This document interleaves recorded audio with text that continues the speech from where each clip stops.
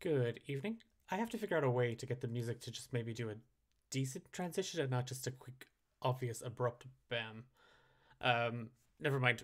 Weird thing my brain was doing just as it cut over to this scene. I hope everybody out there in chat is having a nice evening. Whatever. Actually, you know what? Just a nice day. Whatever whatever time of the day it is for you. I hope you have had a good day. You are about to have a good day. Um, but yeah, it's been pretty quiet for me the last couple of days. Not gonna lie, mostly just editing, writing, doing a little bit of getting to be a player in a Sunday game, which was a lot of fun. And yeah, I was making maps on Saturday, and I'm here today to talk about, running DM notes. So it's an insight into my process as a dungeon master, game master, whatever you whatever you want to call it. Um, I we kicked all this off 2 weeks ago with yeah, uh, Mossy Brat. Sometimes I am like, time. What even is it? It's odd. I'm off for the summer. I'm a teacher, and June, July, and kind of like half of August are holidays for us. So time is just a blur right now, and I don't do well in downtime. Hey, Radius Luna, thanks for dropping in. Thanks for joining us. Us, as if I'm like multiple people in one space. Sometimes it feels like that. But kicked this off 2 weeks ago, and we started by looking at world building, and we talked about creating the actual world. If you are interested in homebrewing and writing up your own, not only your own adventure, your own stories, but the world in which your players are going to be running, let's just face it, amok in, that they're just going to be running around in and having fun in. So I had said that we were going to maybe spend a bit of time talking about that, because it's quite a big thing. Like, um, how do you look at world building in just in one hour session? So I'm going to kind of maybe break it down a little bit, and I'm going to focus on the things that I've had the most experience with as a dungeon master. So the things that I tend to go for, and in the first episode, we literally talked about like the geography of that space.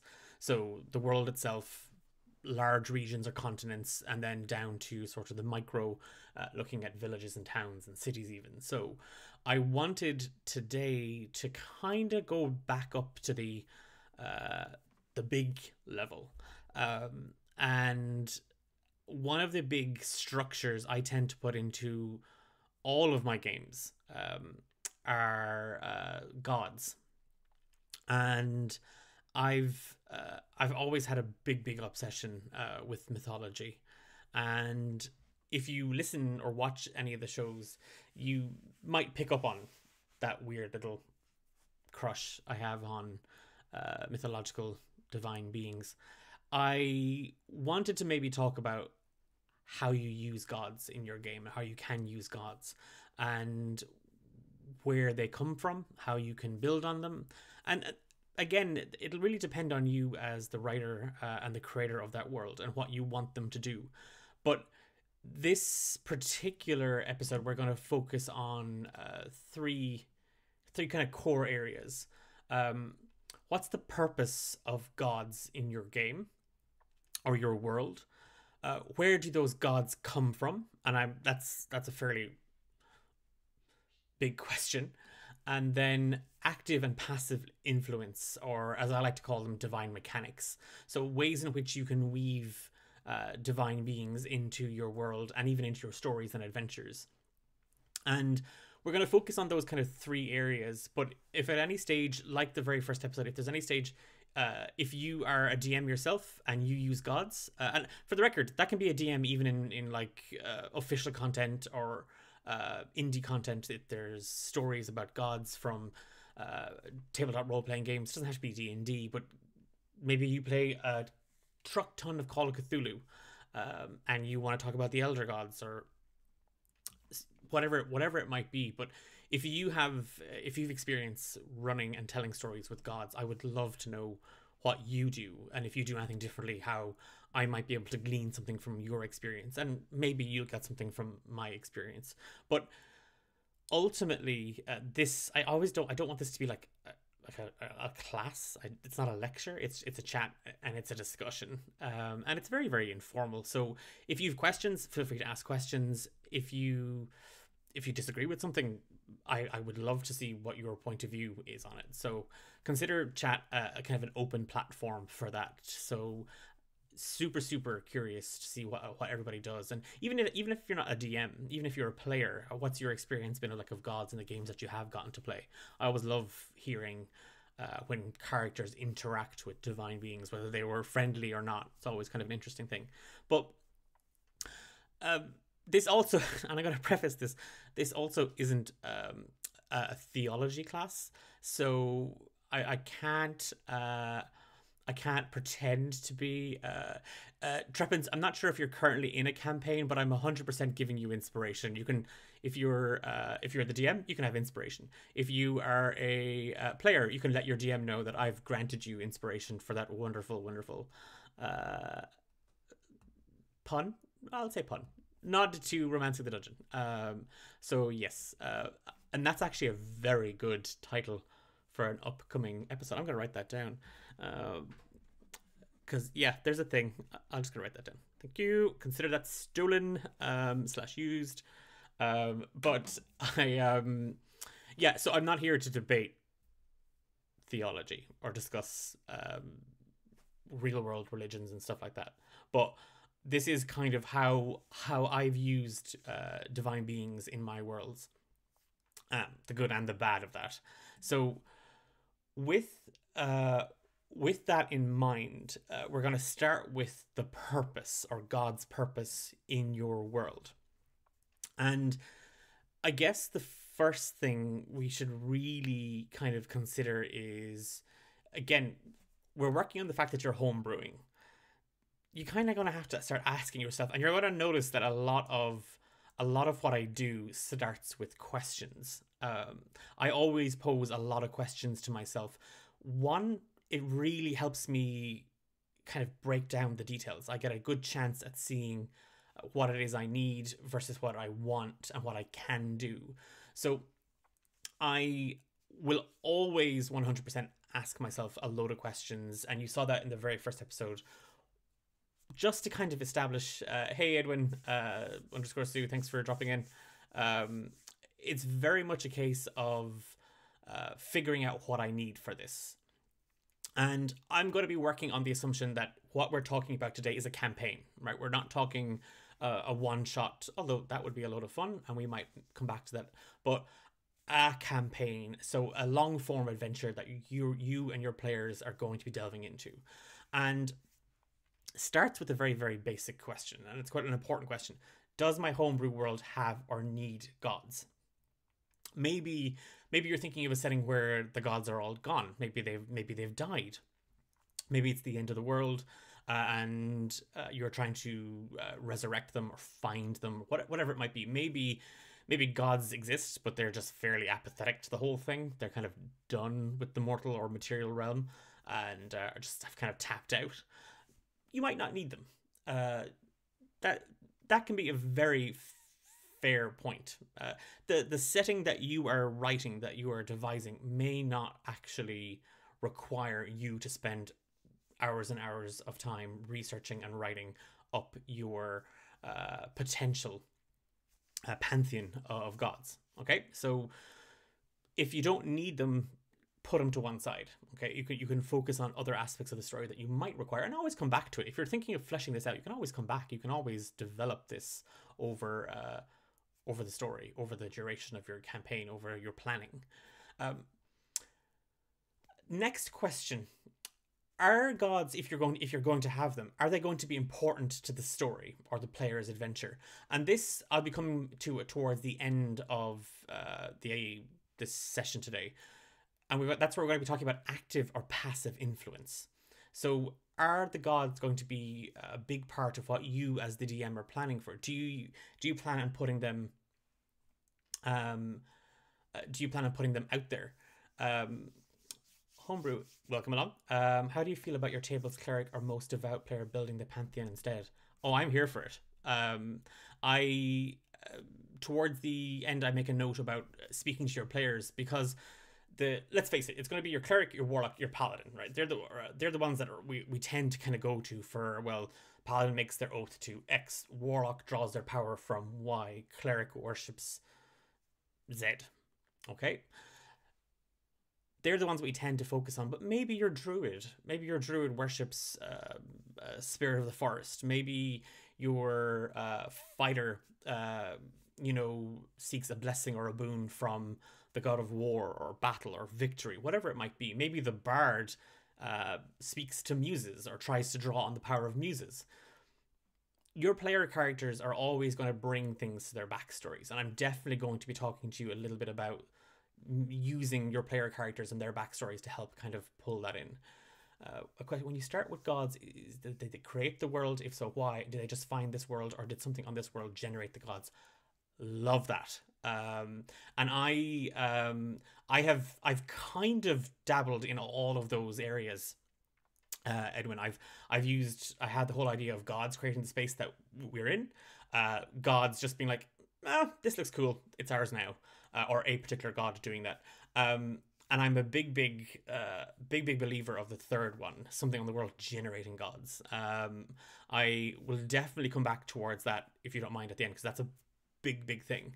But really interesting questions to kind of pose at the very start. If you are going to be running a game with gods, do you need them? As in, do you need to have a whole load of information? Can you just say, oh, that's the god of war, that's the god of love, that's the god of trees, that's the god of the sky? And if the gods are going to be active, how active are they going to be in this? Is this going to be they pop up every session?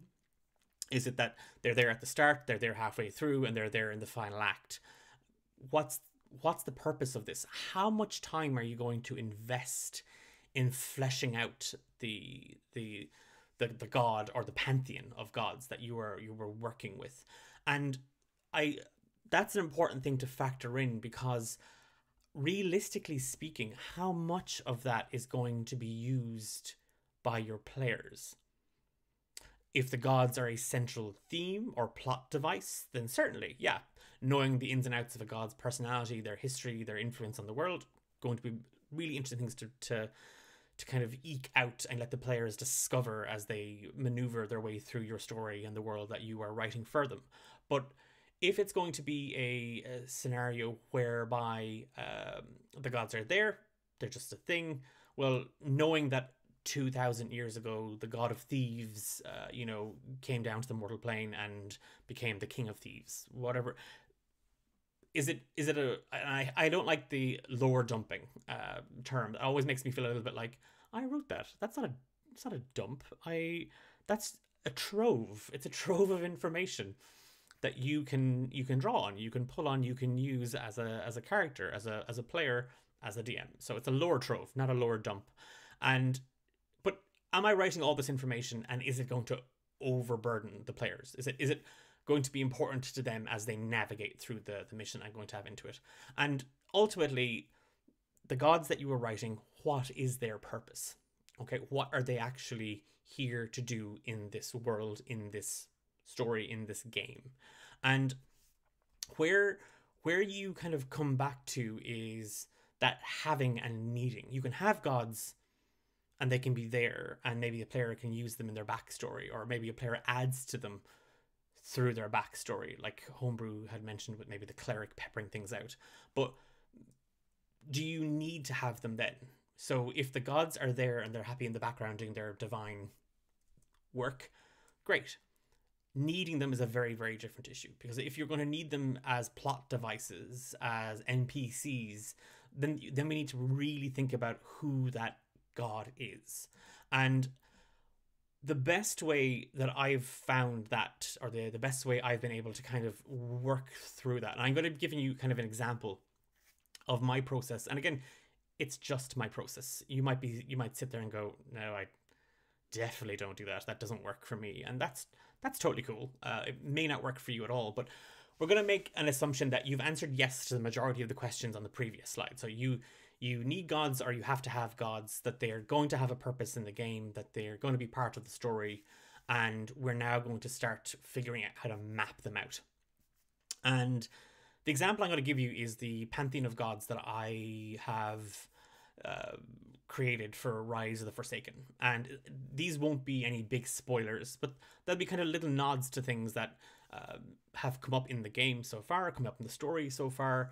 But ultimately, these are things that I, as the DM, coming into the story, if this particular god comes up, what should we know about them? What should I know about them? How do I play them? Are they very superficial? Are they very self-involved? Are they a broken god? Are they a champion? Are they trying to make change? Are they trying to, blow up everything and start afresh? But it gives me a sense of who they are, because we tend to think of NPCs as, the tavern keeper, the blacksmith, the BBEG, the queen of the empire, the random little shopkeeper that they meet on the side of the road, whatever it might be. But your gods, these things outside of, and we touched on this last episode. We talked about things outside of the main story, and looking at things progressing in a world where you are trying to make the players aware that they are a part of, but there are other things happening. So in that regard, I look at three things for my pantheon, for my gods: power, influence, and story. So what is their power? Where does their influence come from? Where can it be felt? And who are they? And these are all things that really help me map out them as a being. I had a campaign where the world had spirits like in animism: spirit of the mountain, spirit of the river. As worship increased, some of these ascended to be gods. But the gods were influenced by their believers. If people think war is bad and destructive, then the god of war becomes evil. If the followers shift or heroic, the god's alignment of personality shift. That's class. That's really, really cool, Edwin, because again, what one group of people, what one city, what one tribe, what one village sees as inherently evil, well, you might have people on the other side of the mountain kind of going, oh yeah, war is deadly. It's great. We get to go fight and we get to prove ourselves to the god of war. We see that god as a herald of change and growth and strength. And the crowd on the other side might be like, oh no, war's bad. War leads to death. War leads to pestilence. War leads to famine. Suffering, pain, misery. That's a bad god. So immediately you've already got factions or views on how a god is portrayed depending on where you are in the world. I've dabbled in a little bit of that with Rise of the Forsaken, and I've broken the world into different ages. And there was an age where gods were very much all about harnessing belief in the power of prayer and influence from worshippers, and just going hell for leather to try and rule the material plane. So who knows? We might go back to that time, and we might explore what that meant in another adventure, in another story. But going back to power, influence, and story, I'm going to give you, and I tried to make it as clear as I can, but if at any stage there's any kind of questions about those, just shout. You're looking at my a very kind of crude depiction of my pantheon in Rise of the Forsaken. So the way I kind of developed my gods, and it goes to that point Edwin had mentioned about, where do the gods kind of come from, even like what brought them here. And for me, in the universe of Rise of the Forsaken, there was only ever chaos, and it wasn't until chaos got lonely did they ultimately have 5 children, and they were known as the 5 Prime. So you've Lomar, Tuor, Erif, Dwyn, and Olam. So you've Chaos as the creator of the divine beings. Chaos is an energy, chaos is a force that exists in the world. From them came these five prime beings, and from those primal gods come from Lomar the Fates, which are broken into Hope, Destiny, and Despair, Duvda and Midia. From Tawar, you have Kalista. From Erif, you have Kogha. From Dwyn, you have Ahru. And from Olam, you have Boss. So each of these gods themselves had their own child, their own offspring, their own god. So Chaos had five, and then each of their five children had their own progeny. And I'm going to focus predominantly on Olam in this, just to kind of go back to that power, influence, and story. So Olam is in the world of Rise of the Forsaken. Olam is one of the five prime, and Olam is the god of earth, father of death, animals, hunt, and is typically associated with winter. And power, they're one of the primes. His presence created the material plane, specifically rocks and soil. So when Chaos brought the five prime into existence, into consciousness, split off, whatever, again, there's many different legends and stories around why Chaos had these five. But from those five came the material plane. So the primes are the god of earth, the goddess of water, and the goddess of fire, and the god of wind, and the god of balance, Lomar.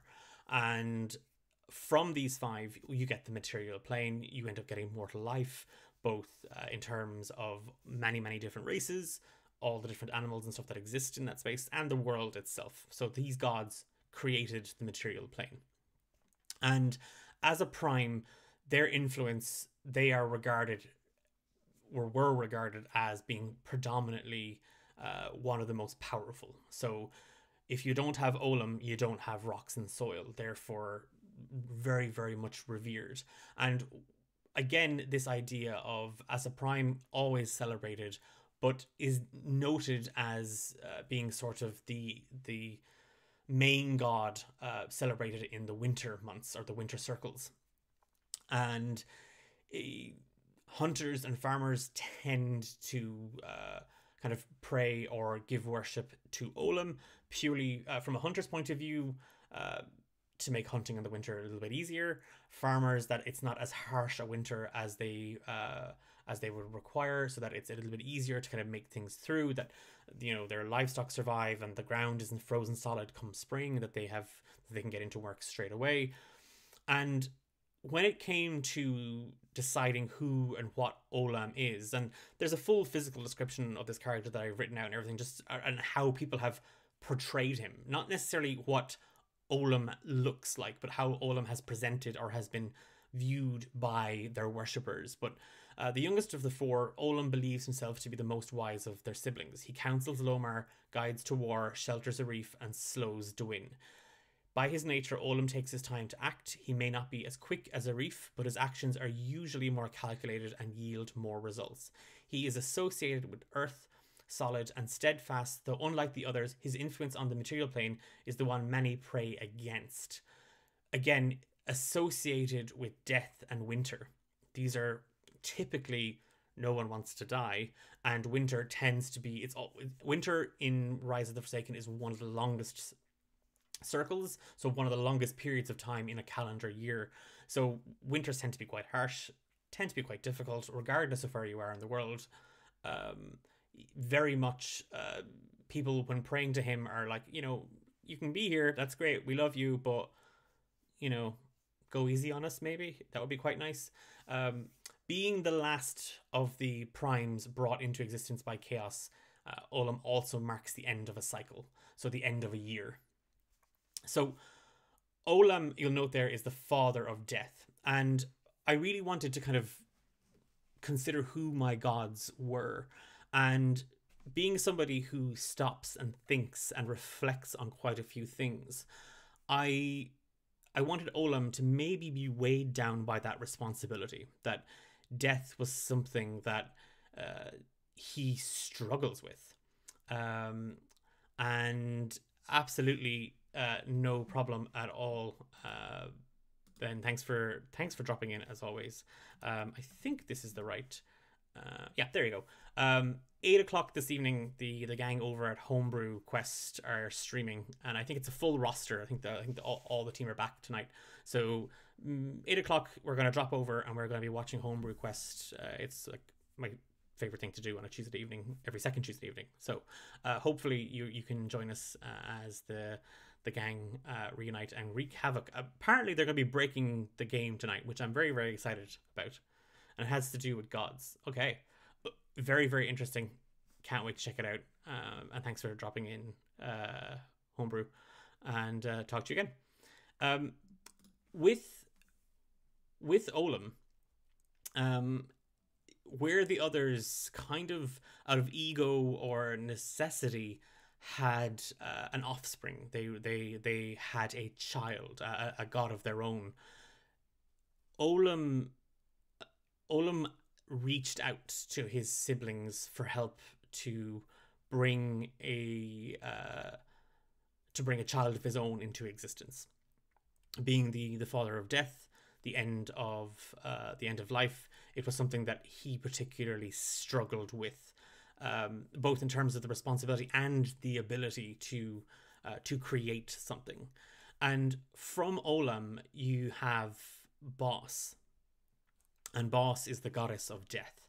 And Bos takes on the responsibility of her father, where Olam was once the, we'll say, whether you want to consider it the Grim Reaper, the Lord of the Afterlife, or whatnot, unable to kind of take on that responsibility, to shoulder that burden.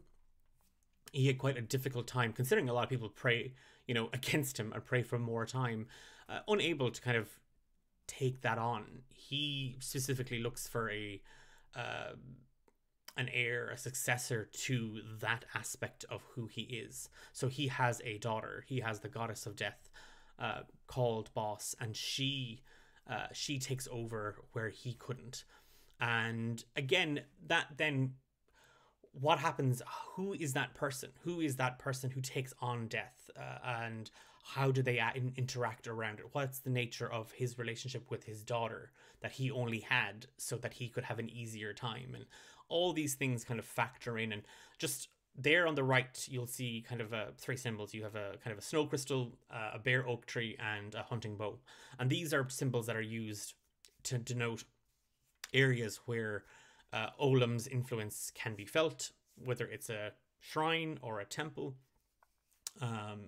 Even in someone's house, that they may have a totem or a trinket or something, a symbol of Olam's in the house for whatever reason that might be. Particularly hunting lodges, large farmsteads may have these as a sign of respect, and a place to offer worship and influence to the god of the earth. So again, I hope you can kind of see where I'm kind of coming from with the power, influence, and their story. And with that, where do our gods come from then? So we know what their purpose is. We know what we need them for. We might need them for a plot device. We might need them to expand our world. We might need them for just shenanigans and devilment. That's perfectly fine. But what are you as a writer, as a DM, as the creator of this world? What can you do, or where can you look to for ideas? And I have three things that I use, and again, this might seem very, very basic, but they are those things that a lot of people kind of go, oh, that's silly, I can't use that. But the first is my own imagination, like literally my own imagination. And when it comes to that, I'm very, very fortunate. I tend to have a very overactive imagination, and which is a blessing and a curse. And that's not a compliment to myself. I'm not tooting my own horn. It's just a thing. I've always had a pretty overactive imagination. But even if you don't, what can you do then? your own experiences.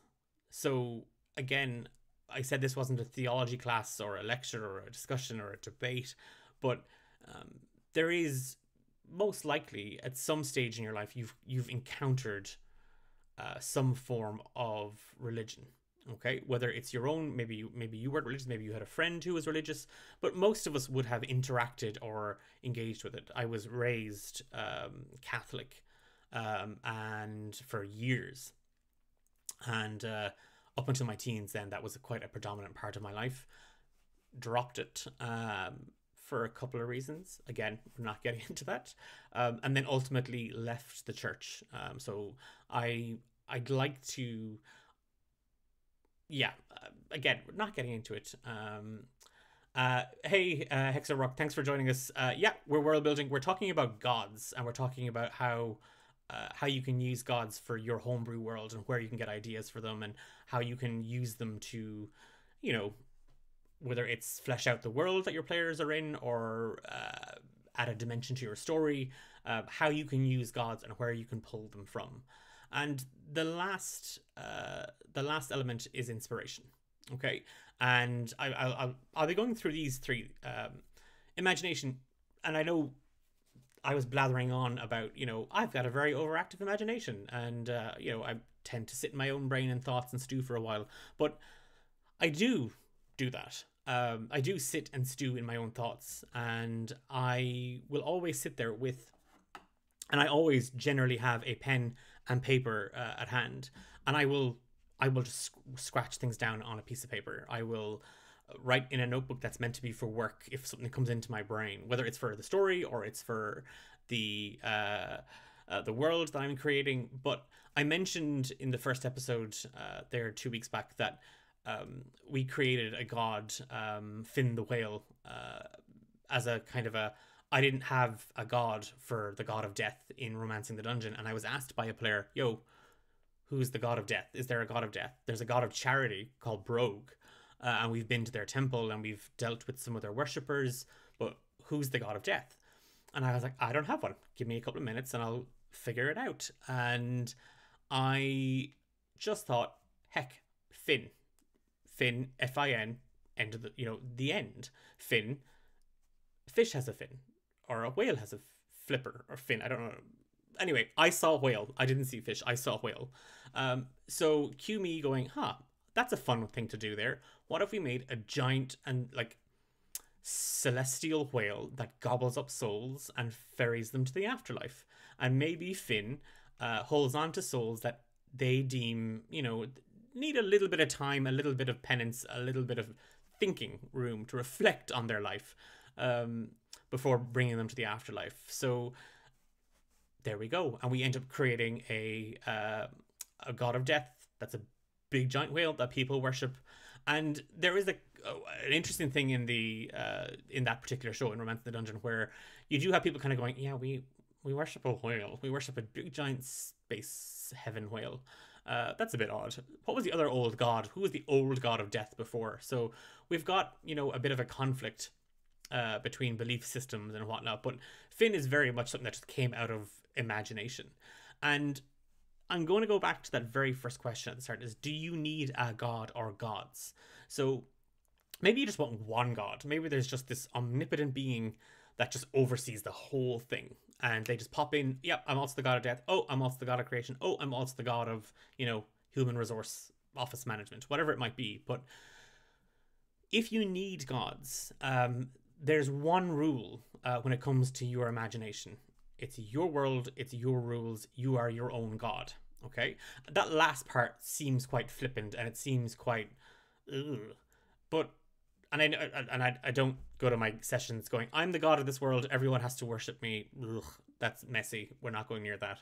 And if you're at a table where that's happening, to each their own is all I'll say. But you are creating this world. So if there's a god of fireplaces, or if there's a god of, I don't know, leaves, not even trees, leaves, fallen leaves on the ground, and maybe they're a little acorn god, that wears a little cap, and they're there to mine forests and make sure that the leaves fall every autumn. then you have that god. I'm going to write that down. Acorn god, god of autumn. But you get to decide. And again, we're going to have to think about what's the tone we're going for here. What's this world like? Are the gods fair? Like, are they, is there a bit of back and forth with them? Like, do they have good days? Do they have bad days? Edwin was making a point. Edwin was making a point about, spirits becoming gods and people seeing them and that changing the way they look at it. And I went on to kind of maybe look at that point of, well, depending on where you are in the world, you might see that particular god as, great. You might be going, yeah, we are devout worshippers of the god of insects, whatever it might be, or the god of war. I think we were kind of dealing about that. But you might have other people on the other side of the continent or the other side of the world going, God, no, the god of war. Ugh. Last time there was a war here, we lost a third of our population and we had to rebuild society. So we don't tend to worship them here. We don't necessarily think they're evil, but we don't particularly call on them for favors every now and again. So you get to decide what there are gods of, whether it's a god of everything and they just drop in, or a god, loads of gods for loads of things and they're just there. They're just, there's a god for everything and you can chat to it, you can tap into it, you can roll for a religion, you can roll for arcana, you can pray, whatever it might be, but you can tap into those things. You have to decide that, okay? And no one is, like, again, you can talk to your players. I'm thinking you're going for quite a heavy kind of gods and myths story. How does everybody feel about, gods meddling in your affairs? What do we think of that? And you might have players going, yep, I love this, let's do that, and let's figure it out, and we can kind of come back and forth. Just imagine the difference between coastal worshippers who know what a whale really is versus landlocked who have no context. And interesting thing, Treppins, Tezrab is landlocked. Tezrab is on a lake, so what the hell? And there isn't a temple to Finn in Tezrab. But there was a priest, fairly apathetic priest himself, but I digress. My favorite thing, I thought of multiple gods in the story. The followers of the gods of life and death are always fighting and arguing. When they finally manage to summon their gods to the mortal plane, only one shows up confused as they're the god of both life and death. For there cannot be one. Brilliant. And that duality is always a load of fun. And we always think of like opposing factors, the god of fire and the god of water. The god of earth and the god of wind. Like, same god, but they just do different things, and they might mean different things to different people. I love that life and death, that, or even good and evil, and you have that, well, no, I'm actually the god of both, and, depending on what I'm doing, you might think I'm a good god, or you might think I'm an evil god, but trust me, to someone else, that's a good thing. I have to do this. You can have a load of fun with this. The god of teaspoons and silverware, that's so cute.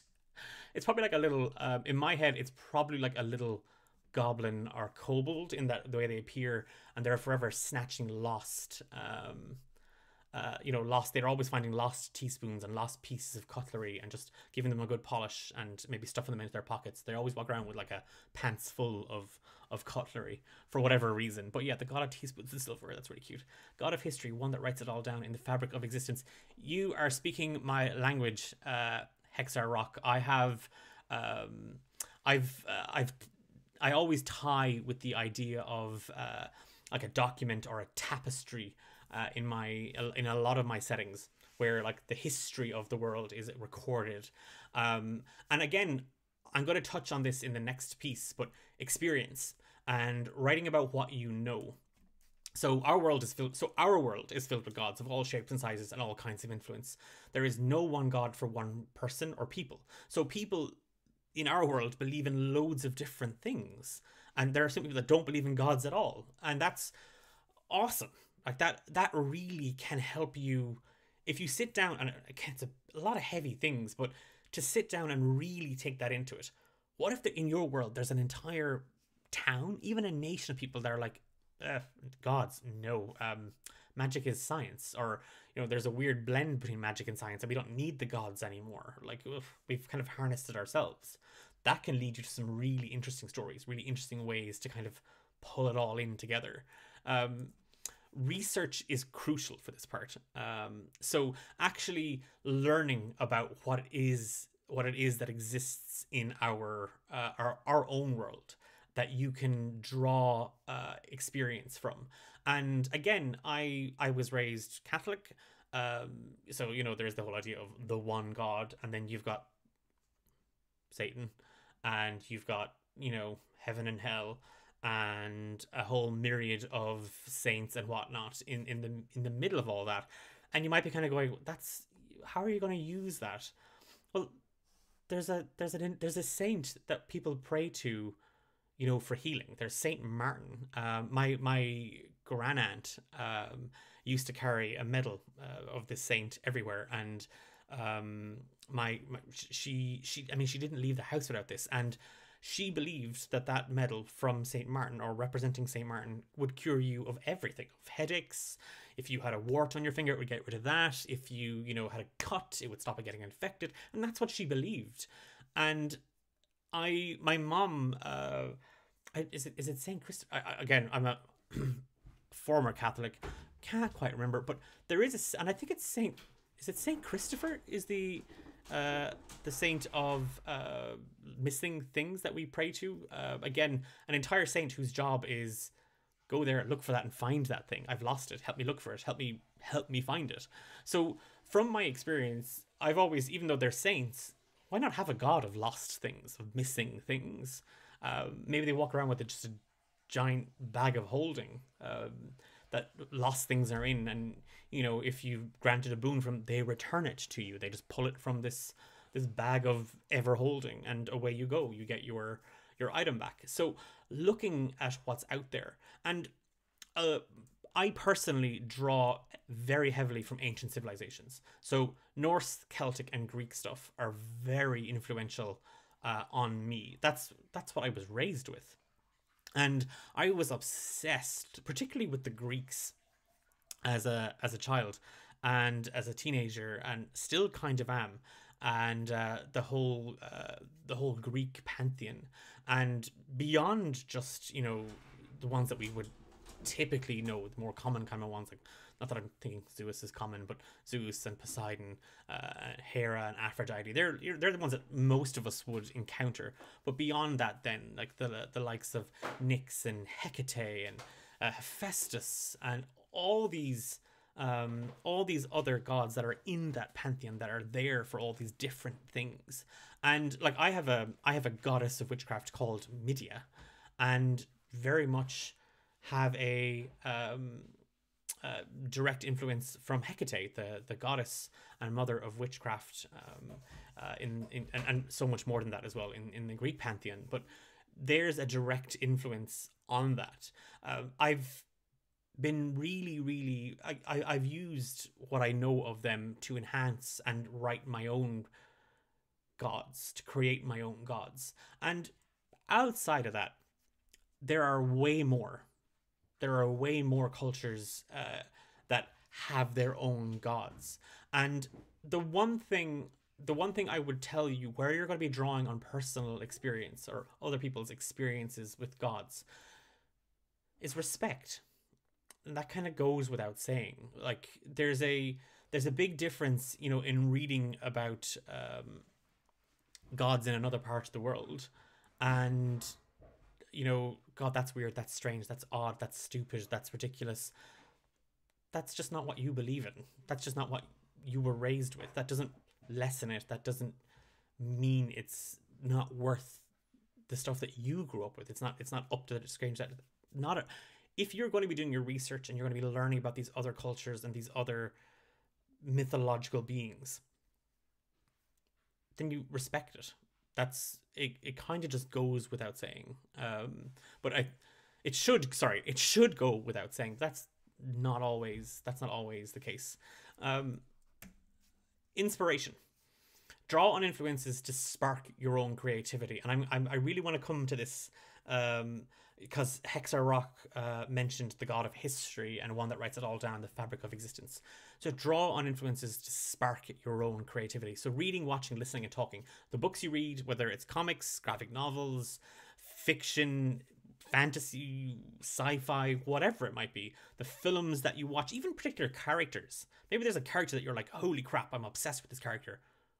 Why not try and make them a god? Why not take inspiration from that character and mold them into a god in your story, in your world? It doesn't have to be a, you don't have to take John Wick and just transplant him into heaven in your world, but maybe there's a god of vengeance that you've modeled it on, and that a fighter is worshipping to help them through their journey, whatever it might be. But take influence, take inspiration from what you are watching. Even music is phenomenal. And there was a meme there for a while, or it could have been on TikTok, I'm not 100% certain, but there was I'm going to say meme, I think it was a meme, but it was like, why is every Florence and the Machine song a campaign for D&D? And I was like, what? And I went back, and I'm on a big Florence and the Machine kick again at the moment. And I was like, oh my god, it is. Every Florence and the Machine song is an inspiration, is a D&D campaign. And even the music videos are D&D campaigns just spilled out. So music can be a phenomenal place to just draw inspiration from. So I would always encourage people to, and there's always that thing of like, oh, you took that from this, you took that from that. I took influence from it. Like, originality is there's a very fine line. Tempest TT Games, welcome along. Consider the tone dropped. Hello, I am God. Okay. But I want to speak to Hexar Rock's point a little while ago, and this is a painting by Henry Fuseli, and it is a depiction of Macbeth and Banquo upon the heath, from Shakespeare's Macbeth. And there they've encountered the witches, the Weird Sisters, whatever you might call them. And I have always been obsessed with these three characters, and their influence can be seen in both Romancing the Dungeon and in Rise of the Forsaken, in very different ways. So if you are listening to Romance of the Dungeon, you'll know that the party have encountered a night hag in the first season called Morag. And at the very end of the first season, and it's not a spoiler, but at the very end of the first season, Morag, in a sort of a teaser for season 2, has arrived at a place of worship, a place of power, and reached out to her coven, or reached out to her sisters. And they begin to formulate a plan on what to do and about the players, what's actually happening, and where things might go with them. But Morag and her two sisters are directly influenced by the witches from Macbeth.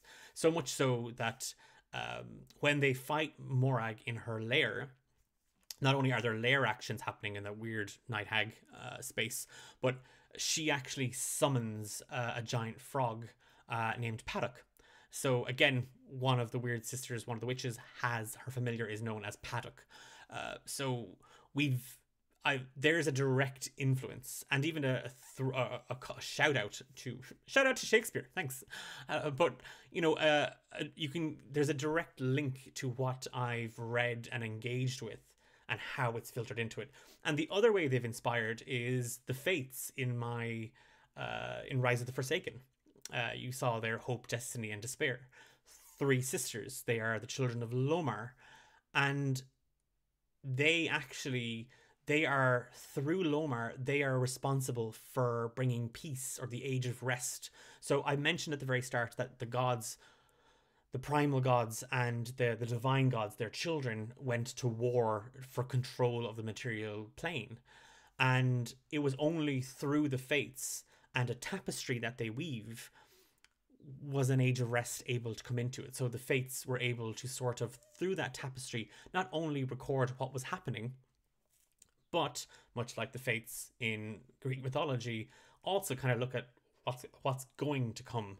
And for me, the difference is, it's not that they predict the future, it's just that they take influence and prayer and they sort of divide it out amongst the pantheon, so that everyone gets a little bit of something. It's not just for one god or goddess. That there is no king of the mountain. That they are all equal in the pantheon, and that's through them. So, but I've divided them into three very different personalities, three very different people, three very different gods. So you have a god of hope, a god of despair, and a god of destiny, and they are responsible and are always seen as a trio through that. And their while their job might be mirroring what the fates do for the ancient Greeks, they are very much designed on the witches, and that's kind of a slight nod at something. But I'm not giving spoilers away. I'm trying to resist the urge to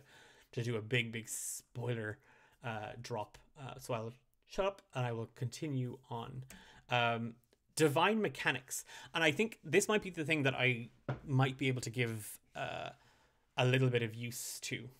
Or maybe a little bit of I suppose the tips and tricks as we're coming to it, because I like to keep these to maybe a 1 hour session. So with that, what do we mean by divine mechanics? And for me, this I mentioned this at the very start. You have your god or gods, you know their purpose in your world and your story.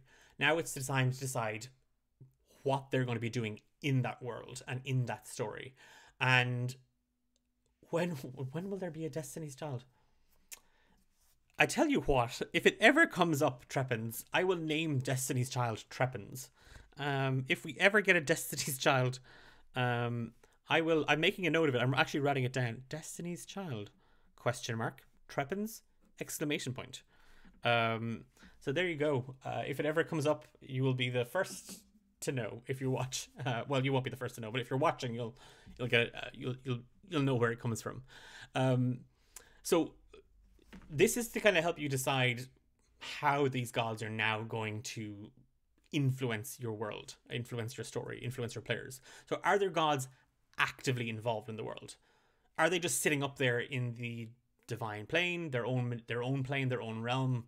Maybe they each have their own. Maybe you've a god of wind and they live on the wind domain, whatever it might be. But are they actively taking a action in the world? And if they are, how is that felt? So if the winds blow, is that because of the god of winds? If the sea boils, is that because the goddess of the oceans is in a bad mood? Where can we see that influence taking effect? And this is the point that Homebrew show mentioned just before they had to dip out before their own game. Have you considered your players and their backstories? So not just warlocks, paladins, and clerics. So if you have a barbarian, and the barbarian is all about, I don't know,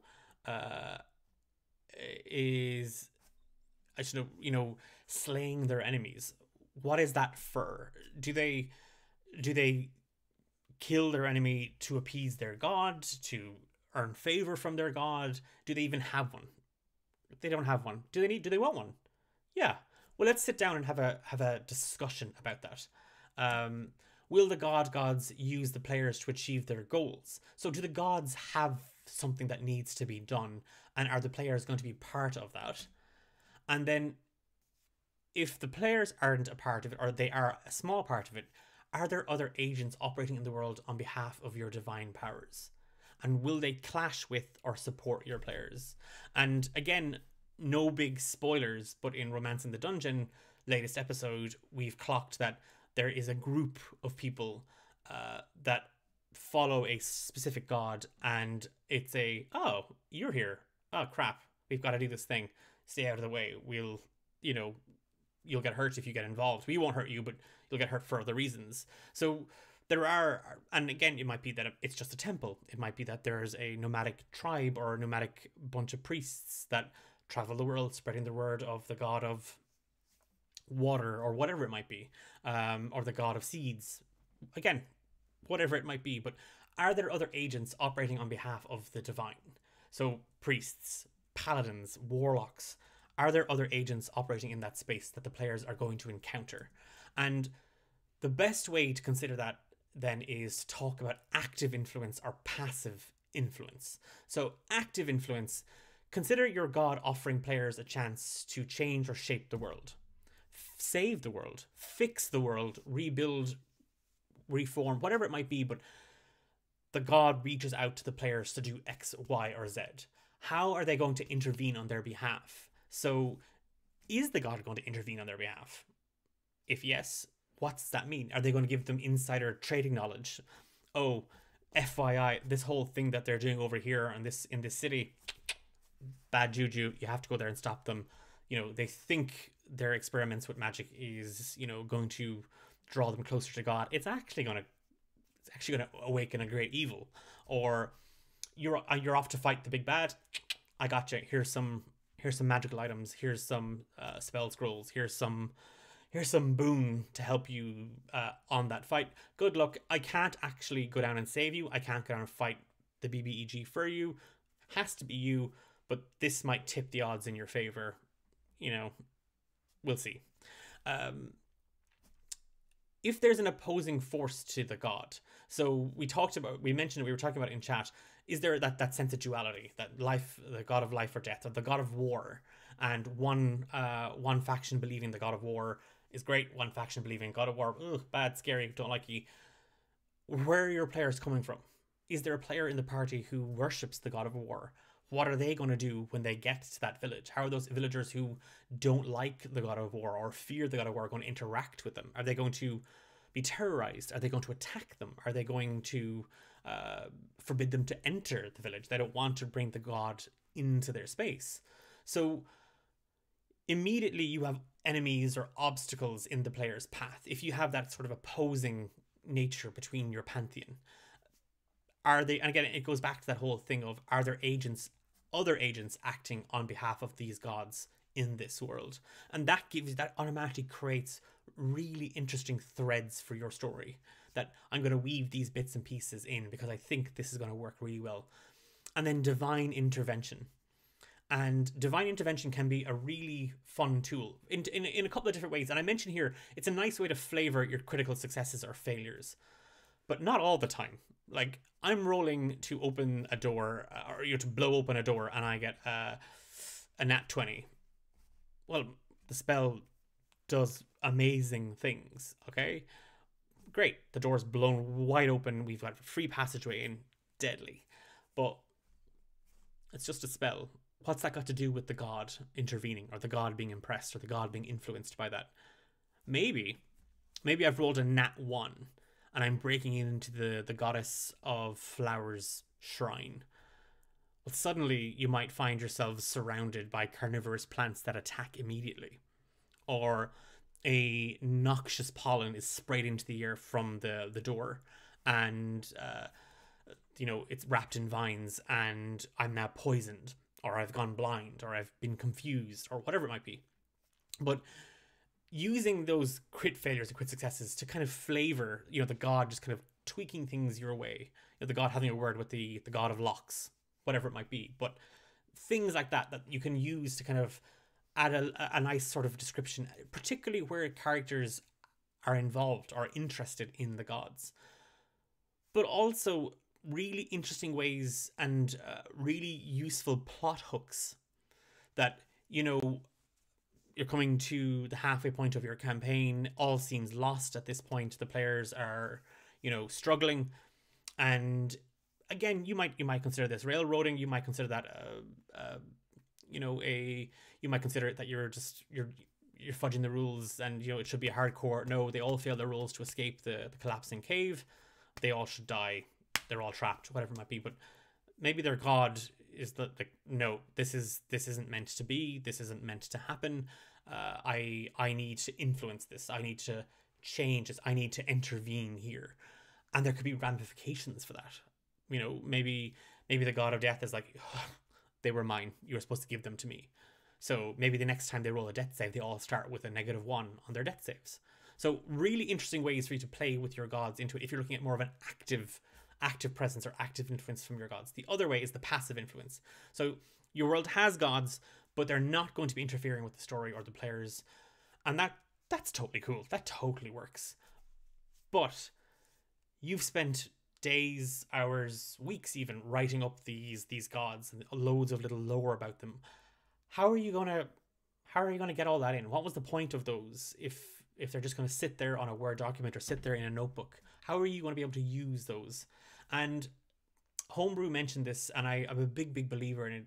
Is firstly giving details to that cleric about the god.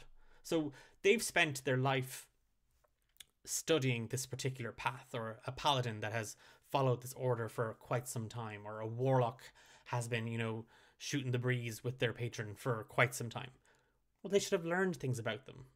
And maybe they don't care, but they've learned it. They've interacted with other priests, other clerics, other paladins. They've come across the order. They've gone out of their own way to learn a little bit more. So maybe the warlock wants to learn a bit so that they can kind of get a few extra favors or get a little bit of extra support, whatever it might be. But for whatever reason, one or another, that player should know a little bit about their deity. And one, it brings them, it creates a better sense of immersion into the story. And two, every time it comes up, it feels like that player is getting a bit of a moment, a little bit of a powwow with one of the big bads or the big goods or the big apathetics upstairs. So it can be a really nice way to draw your players into that whole space. Another thing you can do is talk to the player. Maybe they have a specific god or spirit in mind that they want to draw on, that they don't have a particular, they don't worship your pantheon, there isn't a god up there that they reach out to, but their family, their people were a guardians of a shrine for a fox spirit that helps lost people in the woods, whatever it might be. But that's what they do. Or hey Pixelate, thanks for coming along. Thought I'd give you an update and let you know I started writing a mini campaign. That's class. Deadly. I hope it's going well. And Treppins are gods that have been mostly forgotten or amalgamated but still kind of exist in space. Yeah, amazing. These idea of forgotten gods, what happens to them, and maybe they just kind of get lumped together. Oh yeah, there wasn't like four gods, that was just one god, and we all kind of now worship that one god. But let players decide if they, and talk to the cleric, talk to the paladin, talk to the warlock, obviously, but look to your players' backstories. They're writing these characters. They care about these characters. If you want to use gods in your world or have them be part of the story, look to the players and how you might be able to influence or inspire them to draw on that pantheon or add to the pantheon. Maybe it's a lesser god, maybe it's a lesser spirit that they worship, that they follow, and maybe that spirit is from the hierarchy of power up above. Maybe they speak or work with this particular god in this domain, whatever it might be. Religious sites or groups, visiting sites of worship, churches, statues, shrines. Maybe there's an NPC caretaker, maybe there's a high priest or priestess, maybe there's a pope, maybe there's a bishop, maybe there's a deacon. But these are people that can provide a little bit of information about it. Maybe there's just someone who's super enthusiastic about about the god of, shiny rocks and the temple. It's all about, you have to go and find a shiny rock and bring it so that it can be added to the god's collection or whatever it might be, but they're super enthusiastic about it. So you can very much,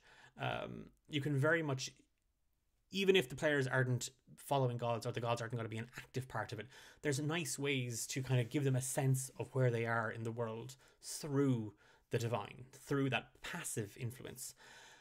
All else fails, cultists are a wonderful trope to pull out, and don't be worried about tropes. Everyone always feels a little bit like, oh, that's been done.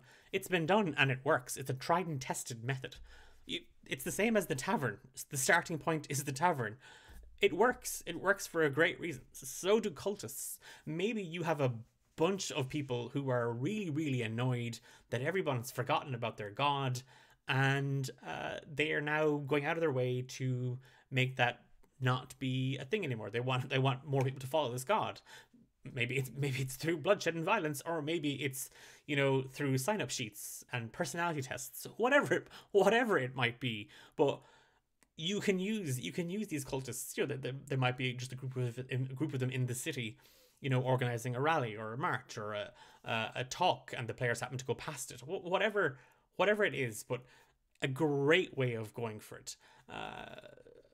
Gods that have been mostly forgotten, or have a cleric who got his powers from using a forgotten story. That would be brilliant. A cleric that tapped into a dying god or forgotten god, and the two now rely on each other. That like he's the only person that worships this god, or one of the last few remaining worshippers or devout spirits that seek this. There's a connection between them. Cultists are fun. So are heretics. Yes, everybody loves a heretic. I like the first episode. I've gone over my time. I always want to try and keep this to an hour or so, because I could rattle on for hours and hours. But I will say thank you very, very much for joining me in chat. I had an absolute blast chatting with everybody and talking about gods, and I don't know about everybody else here, but I've kind of gone away with a couple of ideas for little things, which is class. So big shout out to everybody in chat for your thoughts and for sharing your stories and your ideas and your thoughts on using the divine in your stories and your homebrew worlds. We DM Notes will be back again in 2 weeks. We're going to continue on with world building. I'm going to be talking to you a little bit more about kind of power structures in the world outside of the divine. So your social social layers. We're going to be talking about capitalism, but we're there going to be talking about a social hierarchy and bits and pieces like that, and how that might be weaved into your stories and stuff like that. So again, just to give you an idea how it all kind of works. So we'll see where it goes. We've a couple of things on this week. So on Thursday, it's the penultimate episode of Saving Grace. I say that all depends on the players, but I have it marked as my penultimate episode. And on Friday night we have date night, or D8 night, and I think I'm the one taking over. I think I'm the one going to be running it. I don't know. I must chat with the guys, but if that's the case, I'm going to be playing a play by. We're going to be a choose your own adventure style game. So hopefully you can join us for date night on Friday. If not, Saving Grace on Thursday. And if you're new to the stream, if you haven't caught us before, we are D8 Dungeon. My own name is Declan. I don't know if I introduced myself at the start, but my own name is Declan. I'm the dungeon master for all the shows here at D8 Dungeon currently. So Romance in the Dungeon is our podcast, and we have 2 streams, Rise of the Forsaken and Saving Grace. Saving Grace is a spin-off from Romancing the Dungeon. You can find us on all social media channels at D8 Dungeon, and if you are new, I would absolutely love it if you would give the channel here a follow. And we've got a great Discord. Oh, Treppins. Oh,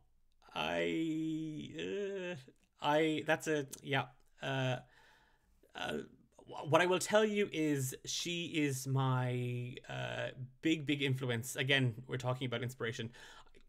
We'll get into. I will answer that another time. But the Grey Lady comes from Charles Dickens and Great Expectations. She is my Miss Havisham, and she has an important role to play yet. And you will be finding out very, very soon what that role is, because she operates between Romance in the Dungeon and Saving Grace. So yeah, that will be coming crystal clear very soon, I think. But yeah, I'm excited to see how people react when that's revealed. No spoilers. It's killing me not to tell you, because I'm terrible at holding on to secrets and spoilers. But thank you so much for joining us, for joining me this evening. Again, I'm back in 2 weeks, and I will hopefully see you all there and then. Hopefully you get it. If you haven't joined us over on Discord, you'll pop in. Happy to keep chatting about gods and goddesses and everything in between over on our Discord channel.